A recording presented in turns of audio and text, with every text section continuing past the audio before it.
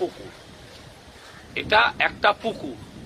হ্যাঁ, আপনি ঠিক শুনছেন, আমি ভুল বলছি না, এটা একটা পুকুর। এরকম আরো 4টে পুকুর রাস্তা দিয়ে আস্তে আস্তে এই অঞ্চলে দেখেছি।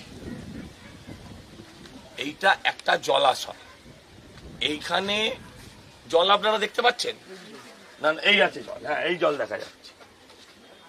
কোনো সংস্কার নেই, কোনো সংস্কার নেই।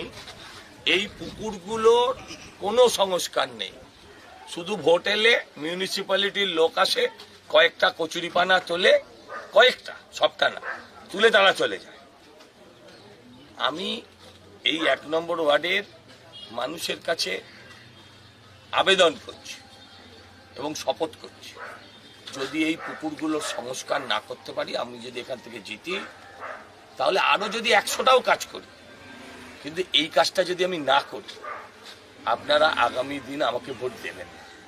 কিন্তু যারা আপনার এই পুরো এলাকার এই অব্যবস্থা, এই পুকুরগুলো, এগুলো হচ্ছে আমাদের শহরের মাঝে মানুষের কিডনির কাজ করে। আমরা তো গামলার মধ্যে থাকি, তো গামলার মধ্যে, হ্যাঁ বলেছেন আর কি, আমি গামলায় থাকি না, এরা তো থাকে।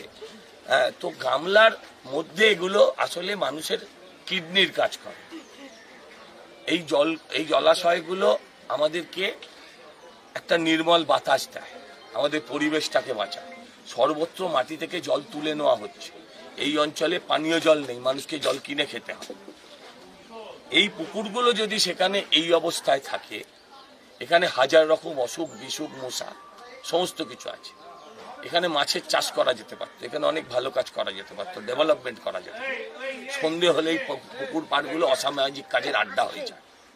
তাই আমি আপনাদের কাছে, এই 1 নম্বর ওয়ার্ডের মানুষের কাছে, এই পল্লীর মানুষের কাছে আবেদন করছি, আমাকে একটা সুযোগ দিন, আমাকে একটা সুযোগ দিন, বিজেপিকে একটা সুযোগ দিন।